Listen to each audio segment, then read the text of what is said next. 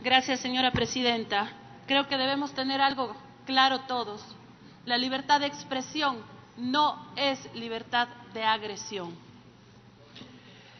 Pocas veces se ha visto que la persecución y la opresión estén normados con una ley. Y por esa razón, hace más de un año, presenté el proyecto derogatorio de ley de comunicación para adoptar una nueva ley que defienda la libertad de expresión. Lamentablemente, tanto yo como otros legisladores tuvimos que esperar que exista voluntad del Ejecutivo para tocar este tema, para que recién, cuando el presidente presentó su proyecto, esta Asamblea empiece a tratar la ley de comunicación, que era un clamor ciudadano. Pero en fin, al fin lo estamos haciendo. La libertad de expresión nos permite hoy pronunciarnos, nos permite quejarnos, nos permite informarnos. Y no soy partidaria de que sea restringida por unos cuantos artículos. Soy una convencida de que la libertad de expresión no necesita normas que la regulen, necesita normas que la defiendan. Sigo creyendo que es un gran error de esta Asamblea no arrancar desde cero, derogar esa arma cargada que estaba lista para ser disparada en contra de cualquier ecuatoriano y realmente tener un cuerpo legal que defienda ese derecho que tenemos de informarnos y ese derecho que existe de comunicar. Pero voy a pasar a referirme directamente a observaciones al proyecto de ley que hoy estamos tratando. Y la primera, si bien es cierto que en el informe que nos encontramos debatiendo ya se hace referencia a normas constitucionales, a otro tipo de tratados internacionales que antes eran absolutamente ignorados, es necesario que conste toda norma que tenga relación a ese derecho humano de la libertad de expresión. Y por eso, señor presidente, me gustaría que en este proyecto de ley se recoja el Pacto Internacional de Derechos Civiles y Políticos para garantizar y promover la libertad de expresión, en donde señala que toda norma que regule este derecho debe asegurar el respeto a los derechos o a la reputación de los demás y la protección de la seguridad nacional, el orden público, la salud o la moral pública. La inclusión de este tratado va a estar en concordancia, por supuesto, con el artículo 1 de la ley que estamos tratando.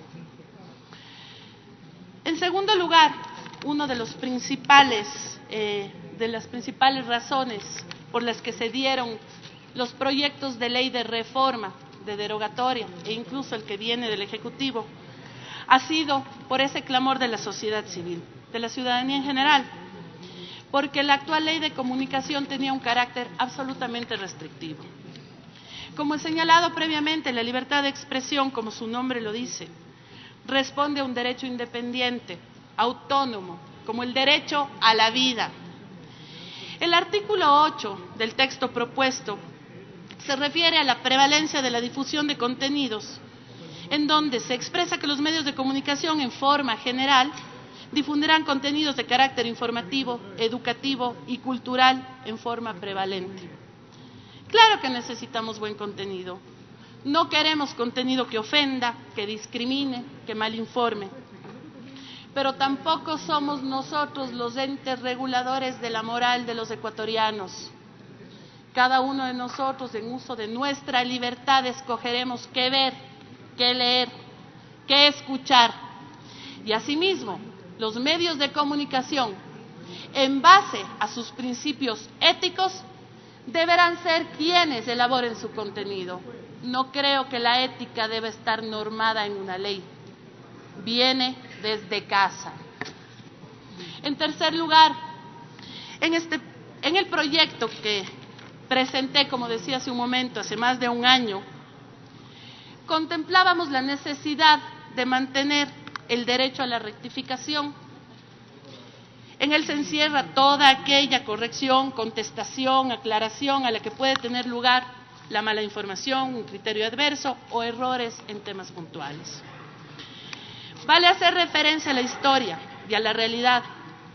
¿Para qué fue utilizado el derecho a la réplica? Para dar paso a contestaciones. En lugar de fomentar el debate, ha fomentado la confrontación. Cadenas nacionales de funcionarios públicos que se dedicaban a desprestigiar a quien pensaba distinto. Considero pertinente que esta nueva ley deje atrás la confrontación, las restricciones, los ataques, y que se conserve en lugar del derecho a la réplica únicamente el derecho a la rectificación. Pues el derecho a la rectificación está presente en países en donde prima la democracia, como España, Colombia, Estados Unidos, Francia, Chile. El derecho a la réplica caracteriza a países como Venezuela, Rusia, China.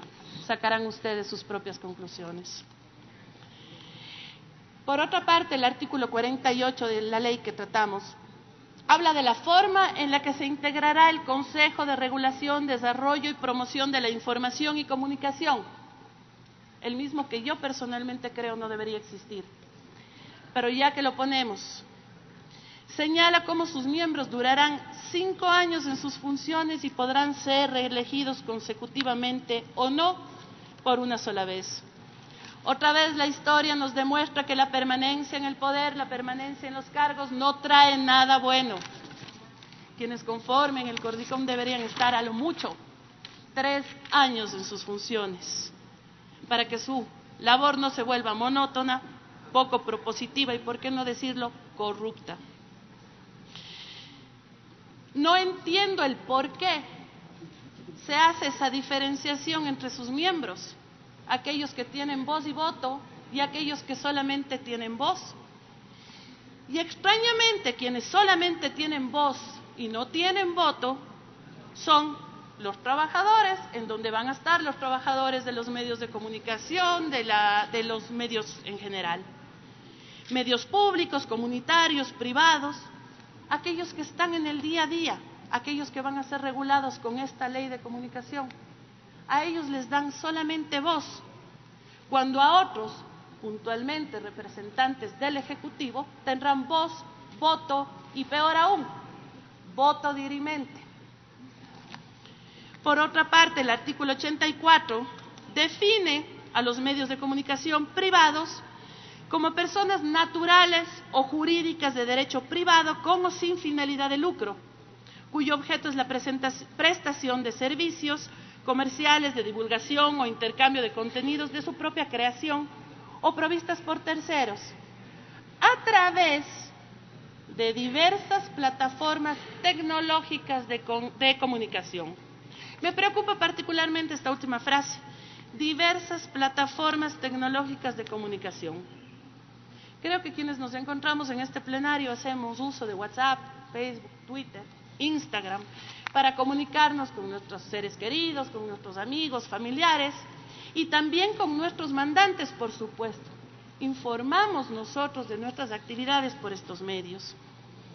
Y sin embargo, no somos medios de comunicación privados, tampoco tenemos fines de lucro. Parece que este artículo puede causar serios inconvenientes y debería ser eliminado íntegramente o redefinido totalmente.